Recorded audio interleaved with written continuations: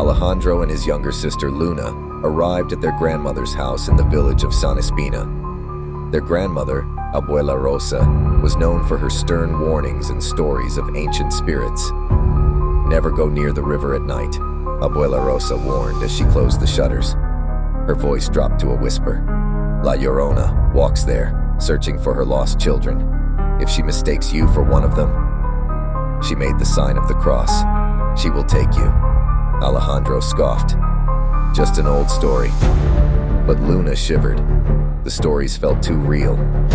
That night, unable to sleep, Alejandro heard the sound of crying. Faint, but distinct. Against his better judgment, he slipped outside. The river was cloaked in mist, but he could make out a figure in white. She was tall, her long black hair dripping water. She turned slowly. Her face was obscured, but her voice was clear. "Mis hijos. ¿Dónde están mis hijos?"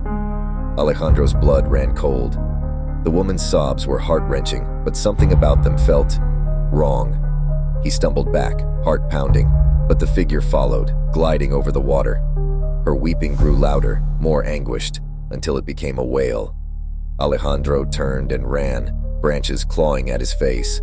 Behind him, the wailing turned into a shriek. "Regresa! Mis hijos!" He burst into the house, slamming the door behind him. Abuela Rosa was already awake, muttering prayers. She threw a handful of salt at the door and lit a candle. "She saw you," Abuela Rosa whispered. "We must protect you." All night, the wailing echoed around the house, but La Llorona never crossed the threshold. At dawn, the crying stopped. The next morning, Alejandro looked at the river. It was as if nothing had happened, but in his heart, he knew better. He would never doubt the stories again.